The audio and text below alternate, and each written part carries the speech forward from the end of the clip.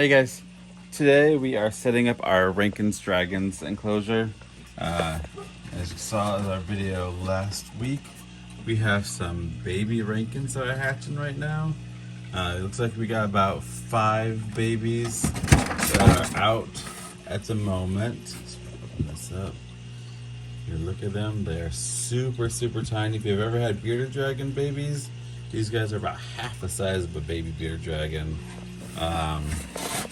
From the tip of their nose to the tip of their tail, they are probably only about 2 inches, inch and a half to 2 inches. So there are 15 eggs in there altogether. Hopefully all of them hatch. If they do, for at least the first few weeks, they are going to go into this. This is I think it's a 30-gallon Exoterra front opening enclosure. They are 12 inches tall, 36 inches wide, 18 inches deep. It's perfect for a bunch of baby Rankins dragons.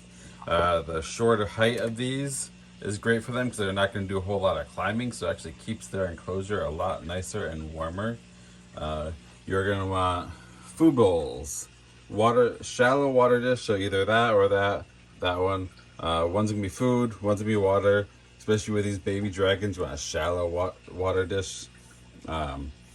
You have a hot end. We're going to have some basking areas. They can also hide underneath those if they want. I will get another, we will be having another hide over here, which I will get in a minute. You want all of them to have ample place to hide and get away from each other, especially as they get older. You want them to be able to separate, at least have visual barriers in the enclosure.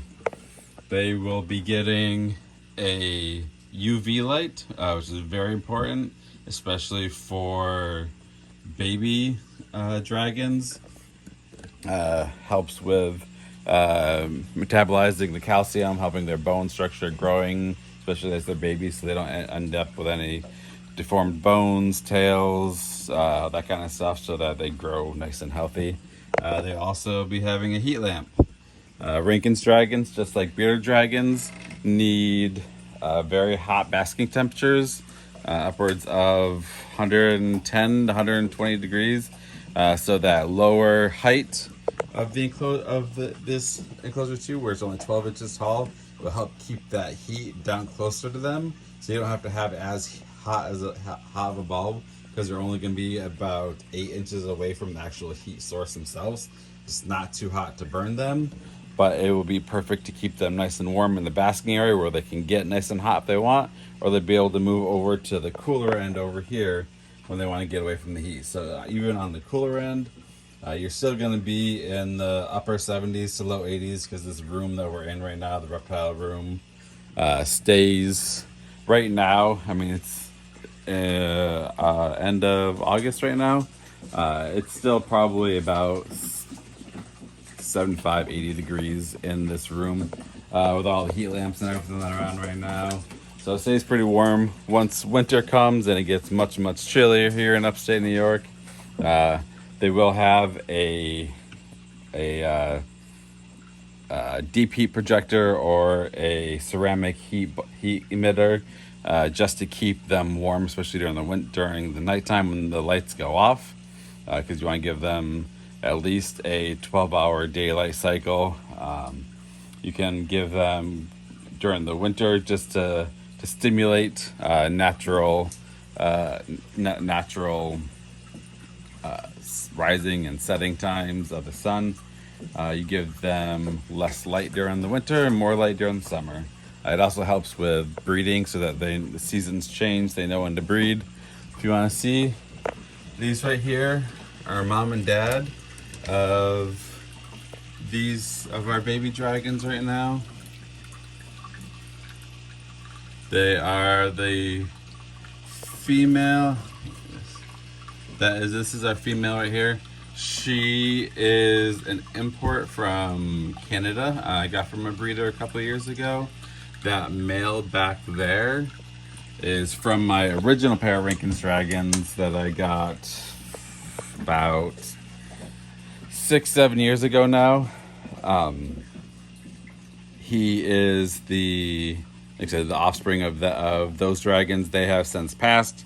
Rankin's dragons only live to be an average of 6 to 10 years old, and they were adults when I got them, so they probably lived to be at least 8 to 10 years old. They bred good for me. They bred for probably 4 or 5 years in a row for me after I had them. Gave me lots of nice babies, which found nice homes, and I kept a couple of them. That's one of the males that I kept from one of their pairings. They both just turned big enough to breed this year, so this is their first time breeding, and they did, thankfully, they have given us 2 clutches. This clutch right here, which is hatching right now. They also gave us this clutch over here. Each clutch has 15 eggs in it. Hopefully all of them hatch. You never count your eggs before they hatch, so we will wait and see. We've had pretty good luck hatching them. Hatch rate right now, all of the eggs look perfect. They've looked perfect all the way through incubation. As long as they're nice, bright white, they are good fertile eggs, and you hatch them until they hatch or they go bad. If you ever have eggs and you think, oh, they've been in the incubator too long, these guys that I have in here, this is the longest I've ever had eggs take to hatch. They have taken, see, they were laid in May, I believe, so it's May, June, July, August, 3 months. They've been in the incubator for 3 months. I've never had eggs go more than 50 to 55 days in the incubator on average for Rankin's dragons. So having them in for 60, 70, 80 plus days, starting to get a little nerve-wracking. Then I realized I had them in, so you guys can see it, this incubator right here. And for some reason, it's the first time I've used that incubator for my eggs, and it wasn't keeping temperature. I'm not sure what was going on with it. The digital thermostat readout on it said it was 84, 85, which is what you want to hatch to incubate Rankin's dragons eggs at, mid 80s, 84, 85. You don't want to go too much hotter than that. You can always go cooler like they did. Every time I went and temp gunned it, it was only between 70 and 75 degrees in there, which was warm enough to keep the eggs good. They didn't go bad, but made them take a long time to hatch. But thankfully they did. I put them in this trusty incubator, which I've hatched hundreds of Rankin's dragons and bearded dragons out of, and leopard geckos. This is just a cheap hovabator. I think I bought it probably 20 plus years ago. Like I said, it has hundreds of baby Rankins and bearded dragons and leopard geckos out of it, some king snakes, and it has been great. It was cheap. I think it was like 30, 40 bucks I bought it, and it's just styrofoam with a built-in heater with just this little dial right here. You turn it one way, that light comes on, that means it's heating up. Turn it the other way to cool down, and it works perfectly. It keeps heat and it hatches eggs, and it was cheap. That Exoterra one I bought because it was cooler looking. It was, it had temperature, humidity, had a fan in it. So I thought it'd be great, and it didn't work out that great. I don't know if I did something to it, I don't know. So we will reach out to Exoterra and see what they say about it. I don't know. But anyways, hovabators make great incubators. They're cheap and they work great. I've hatched many animals out of it. So let's get some babies in here. All right, so we have 5 of these little babies right now that have hatched out. So we are going to set them up. There's still a few in the incubator. We'll see. A couple of them look like they're going to hatch. A few of them may not. It's very rare to get 100% hatch rate. So we will see. Hopefully we have at least 4 or 5 more that hatch out of this 15. I forgot to mention with lights, you want to make sure that especially for Rankin's Dragons, you're getting a desert lamp. It has 10.0 UVB. That helps, that nice strong UVB helps with the bone growth and just the overall health of your dragon. It helps them metabolize the calcium and vitamin D3 that they're getting from the calcium powder that's dusted on the crickets that we feed them, which are these pinhead crickets right now. You don't want to feed anything bigger than about the width of their head, which right now is about 1/4 of an inch. They have the 2 UVBs you can find are the Desert 10.0. They also have a 12 or 14.0, depending on how tall your enclosure is, how far the light will penetrate in. The other one they have is the tropical one, which is usually about a 5.0 UVB. They don't use as much UVB as the desert, as in the rainforest. Tropical, you have a lot more foliage cover, so the light doesn't shine all the way down through. They don't need as much UVB as a desert animal, which is usually out in wide open spaces and getting a lot of that direct sunlight. So they have the UVB, they have the heat lamp, and let's let them go and see how they do. So we're going to very carefully pick these guys up out of here. Let's see. They're very, very fragile, especially at this little age. There they are. Let's let them go. One.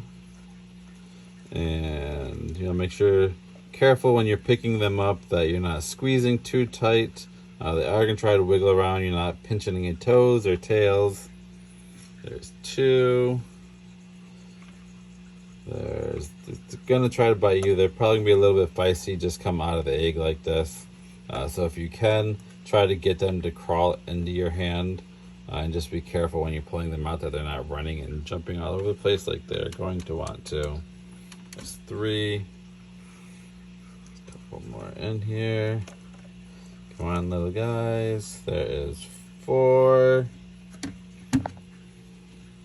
And the last one, let's get you out of here.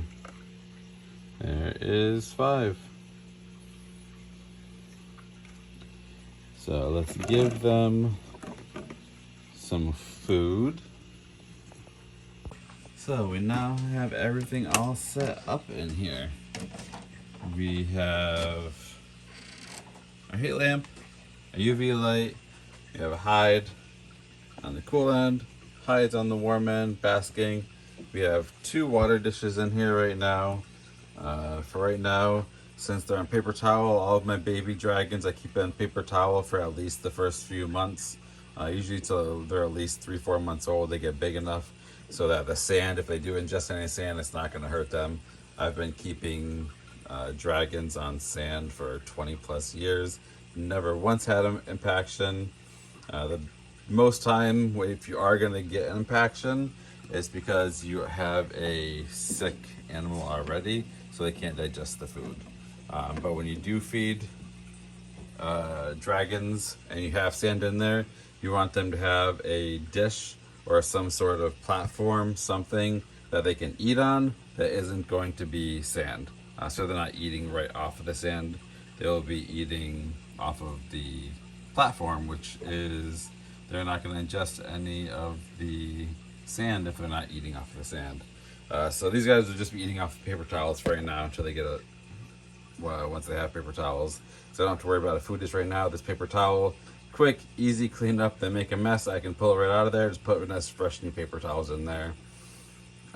They'll be like this for, again, the next few months. And we will see them as they grow. So hopefully next week we will have the rest of those eggs hatching out, or at least a good amount of them. So we'll be able to add at least another 5-6 babies into those dragons, hopefully. And we will check along. We will be watching them every week. You can watch them grow up. To do that, don't forget to like this video, subscribe down below, and we'll see you next week.